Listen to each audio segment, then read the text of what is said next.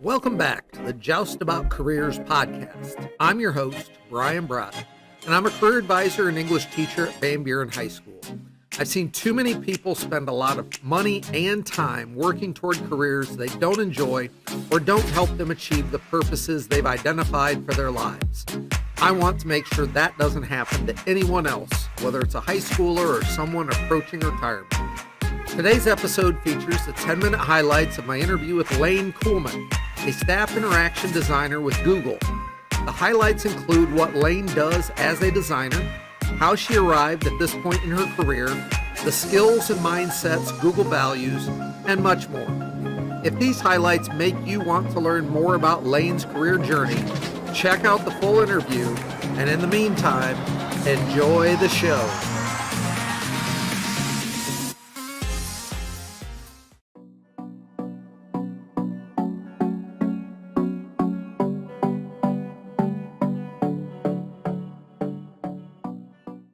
As far as what I do now at Google as a staff interaction designer is I am, Google's mission statement is, if you haven't heard before, is organize the world's information and make it universally accessible and useful. And so that's sort of where I'm focused.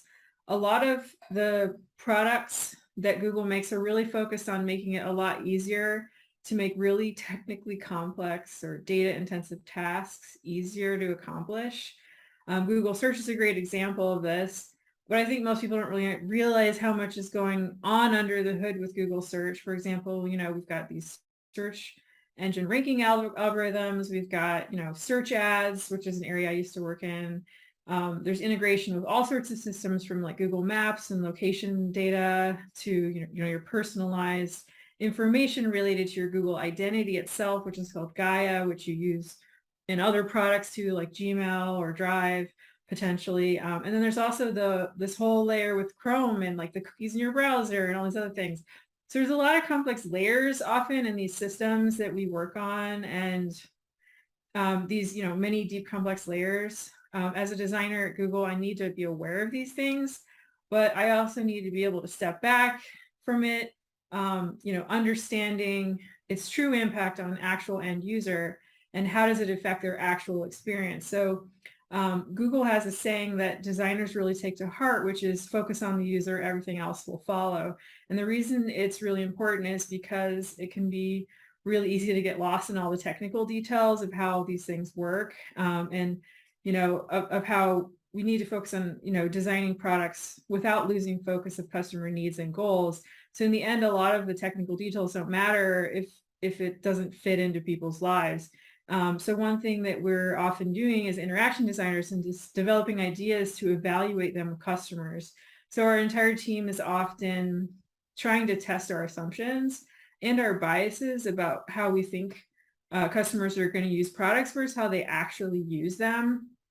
So we often just need to develop prototypes and conduct what's called user experience research to test our assumptions. And we might do this by creating a prototype, of course, so you can put in front of users, and we might ask them to try to achieve a task and observe what they do, see if they're successful or not. Oftentimes by observing, what they're doing with the product day to day, we learn things that make us realize our assumptions were wrong. So we change course considerably as a result. And even after we launch products, we're often really testing them with customers in real time. So we might do this by evaluating like analytics about how customers use the product after it's launched. We might run A/B test with traffic splits to do experiments and see if one variation performs better than another. So as a designer, I'm primarily a storyteller, and I work on artifacts like storyboards or prototypes to help define how the product should look or behave when customers use it. And I work with a lot of different people like, to develop this product vision. So that can include like product managers who focus on business goals, engineers who are bringing all the technical background we need to actually develop the products. Also like user experience researchers who help conduct methodical research and understand our customers' needs. I usually need to do a lot of brainstorming with the team to develop concepts and all these different people. So if we all agree to continue evaluating concepts, we make adjustments as we go, and we kind of course correct based on all this user feedback. So it's just really, it's a lot of like research and development and a lot of iteration back and forth.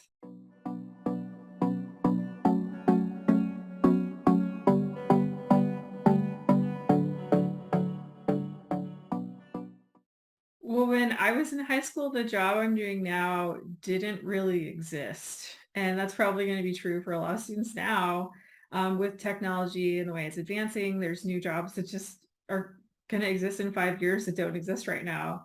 Um, so, when I was in high school, I remember taking computer science classes and I actually really hated it. I just thought all that talk about ones and zeros, that's so boring. I could never imagine myself doing this or working, even I could never have imagined that I would be working closely with some of the foremost computer scientists in the world.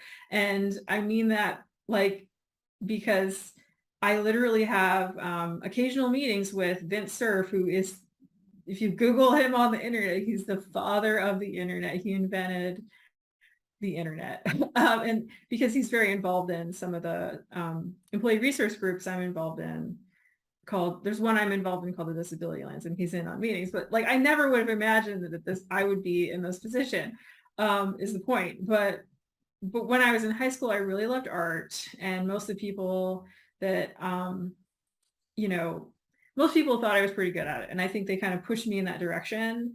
And I loved art, and I decided to pursue an art degree for that reason. And when I first got out of high school and my first year of college, I thought I was going to be a children's book illustrator. And then I met a children's book illustrator, and he was one of the most successful children's book illustrators that of the time. And when I heard his story, it really changed my mind, because I learned that he, worked for 4 years without getting paid. He finally launched his book with critical acclaim, much success. And even then, he was only making about 20K a year off sales. And so at that point, I decided this is not the right path for me. I did the math and I was like, this isn't going to work. And so I still sort of loathe computers and into the early aughts in college. Like I didn't see myself working on computers. I was more interested in doing things in the real world, like sculpture and woodworking or painting or drawing. And it really wasn't until I learned programming with Macromedia Flash that I really got into the idea of interactive media. And it made it much more fun and interactive than most of the internet that I had used before that point. And I could build basic like interactive games.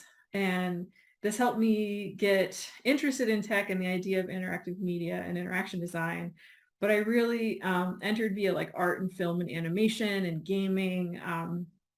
And I always want to do something creative, and I love the idea of R&D. So when I learned what was possible for me career-wise with that, I was just really drawn to that area.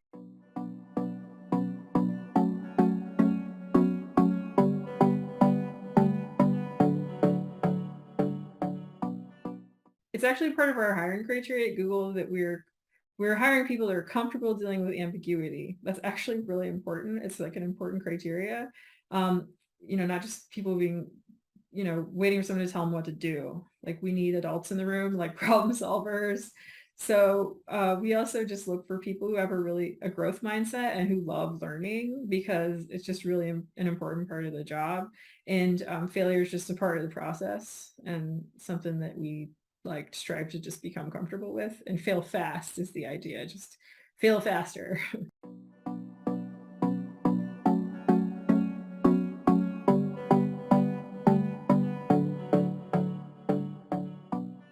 Student loans can really be a dangerous route depending on, what you're signing up for. It can be really easy to sign up for a lot of student loan debt.